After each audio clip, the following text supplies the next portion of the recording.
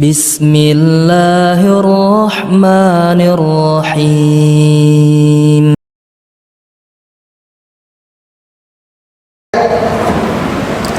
Firman Allah Subhanahu wa taala di dalam surah Al-Ahzab ayat ke-59. Allah Subhanahu wa taala berfirman, Ya ayyuhan nabiyyu qul li azwajika wa banatika wa nisa'il mu'minina yudnina 'alaihinna min jalabibihinna dzalika adna ay yu'rafna fala yu'dzain wa kana Allahu ghafurar rahima.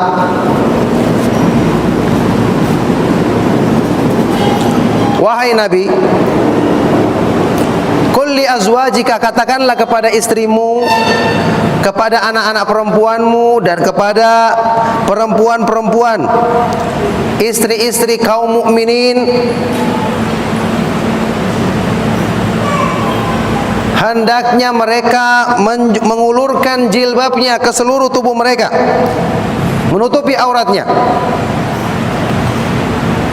Yang demikian itu supaya mereka lebih dekat, lebih mudah dikenali, fala yu'dzain, sehingga mereka tidak disakiti, dan bahwasanya Allah Subhanahu wa taala Maha Pengampun lagi Maha Penyayang.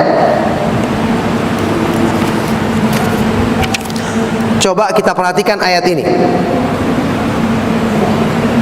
Wahai Nabi, katakanlah kepada istrimu, anak-anak perempuanmu, wanita-wanita kaum mukminin, hendaknya mereka memakai jilbab yang syar'i untuk menutup aurat.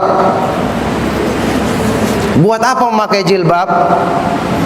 Ternyata ada hikmah di balik semua itu, supaya mereka lebih mudah dikenal, sehingga mereka tidak diganggu atau disakiti.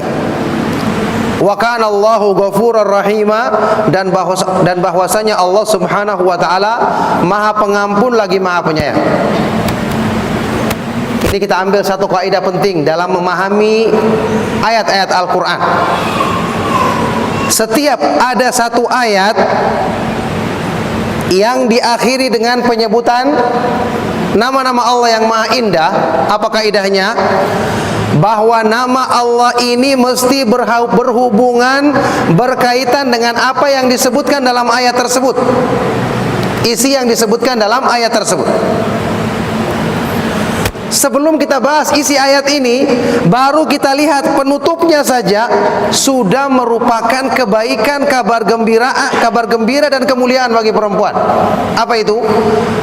Allah Subhanahu wa taala Maha Pengampun lagi Maha Penyayang. Wa kana Allahu ghafurar rahima, Allah Subhanahu wa taala adalah Maha Pengampun lagi Maha Penyayang, Maha sempurna rahmatnya. Berarti apa? Pensyariatan jilbab yang syar'i untuk menutupi aurat kaum perempuan yang mereka kenakan, jilbab tersebut tujuannya untuk apa? Kalau dihubungkan dengan nama Allah ini, dua nama Allah ini, Maha Pengampun lagi Maha Penyayang, tujuannya untuk apa? Untuk memudahkan sebab-sebab pengampunan Allah dan rahmatnya bagi perempuan yang mengamalkannya. Luar biasa. Baru pakai jilbab sudah dekat dengan pengampunan dan rahmat Allah. Siapa kira-kira manusia yang tidak butuh rahmat Allah Subhanahu wa taala? Tidak ada. Kalau rahmat Allah sudah dekat dengan diri seorang hamba, berarti kebaikan-kebaikan dan segala keutamaan dekat dengan dirinya. Penjagaan dalam kebaikan, dijauhkan dari segala keburukan, dekat dengan dirinya. Luar biasa. Baru kita hubungkan dengan penutup ayat. Belum kalau kita kaji makna ayatnya. Yudnina alaihinna min jalabibihinna, hendaknya mereka mengulurkan jilbab ke seluruh tubuh mereka. Apa hikmahnya, tujuannya? Yang demikian itu supaya mereka lebih mudah dikenal. Dikenal apanya? Dikenal kebaikannya, dikenal kesuciannya, dikenal kehormatannya, dikenal kemuliaan dirinya, sehingga mereka tidak diganggu, tidak disakiti. Loh, berarti apa maksudnya? Berarti jilbab itu, jilbab yang syar'i, merupakan sebab seorang perempuan akan terpandang sebagai perempuan yang berwibawa, yang dikenal kehormatannya, sehingga dengan ini mereka tidak diganggu atau disakiti. Siapa yang memberikan jaminan ini? Allah Subhanahu wa ta'ala. Berarti maknanya apa? Perempuan yang memakai jilbab yang syar'i, dia itu memasukkan dirinya dalam penjagaan Allah yang sempurna. Allah menjamin dia tidak akan disakiti. Kalau jilbabnya syar'i sesuai dengan petunjuk Allah, gangguan mesti kurang pada dirinya. Ingat, ketika perempuan keluar rumah ada kebutuhan, dia tidak tahu di jalan yang dia ketemu siapa, iya kan? Orang-orang yang berpenyakit dalam hatinya, penyakit syahwat banyak, dia tidak tahu. Disebutkan dalam Al-Quran, ya, ketika seorang perempuan diperintahkan untuk berbicara tidak dengan suara yang lembut, Allah sebutkan fayatma alladzi fi qalbihi marad, sehingga orang yang ada penyakit dalam hatinya akan berhasrat. Orang yang punya penyakit hati itu banyak, dia tidak tahu mana yang baik, mana yang tidak. Tetapi dengan mengusahakan jilbab yang syar'i, dia sudah melekatkan pada dirinya penjagaan dari Allah. Sehingga apa? Orang yang baik-baik akan semakin segan dengan dia. Orang yang punya keinginan buruk pun akan berpikir panjang untuk menyakiti dirinya. Penjagaan yang sempurna dari Allah Subhanahu wa ta'ala. Jadi tidak bisa kita bertanya, ya, bagaimana kalau pada kenyataannya ada orang yang mengenakan jilbab syar'i tapi masih juga diganggu? Kita katakan mesti ada pelanggaran yang terjadi. Tidak mungkin janji Allah itu tidak terwujud. Mesti ada pelanggaran yang terjadi yang menjadikan dia tidak sempurna menunaikan jilbab. Misalnya apa?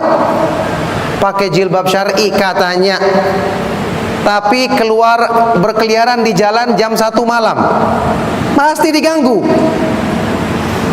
Keluar malam-malam seperti ini sudah merupakan pelanggaran jilbab syar'i yang besar. Atau pelanggaran-pelanggaran yang lain. Yang jelas kita yakin dengan ayat ini ternyata apa? Tujuannya jilbab itu bukan untuk mengekang kebebasan perempuan, tapi justru untuk menyempurnakan rahmat Allah kepada diri mereka, yaitu dengan mereka dijaga, punya wibawa. Setiap orang yang memandangnya akan mengatakan, wah, ini wanita yang terjaga. Tidak berani hati orang itu untuk berkeinginan mengganggunya. Kenapa? Hati manusia itu Allah yang menguasai semuanya. Ketika Allah masukkan rasa takut dalam hati hambanya, maka dia tidak akan berani untuk mengusik perempuan tersebut. Ini baru makna penjagaan dalam urusan-urusan dunia, iya kan? Urusan dunia, dia tidak diganggu, tidak disakiti. Tayyib, penjagaan yang berhubungan dengan urusan akhirat, penjagaan yang berhubungan dengan urusan-urusan imannya. Ayat ini tidak membatasi, ya, penjagaan tersebut hanya dalam urusan-urusan dunia. Allah mengatakan dia tidak akan disakiti. Kita bisa artikan secara luas. Ini merupakan sebab dia tidak akan diganggu oleh syaitan, merupakan sebab dia tidak akan didekatkan dengan hal-hal yang bisa merusak imannya, rusak agamanya. Luar biasa, baru masalah jilbab sudah seperti ini faedah, kandungan dan kemuliaannya bagi kaum perempuan.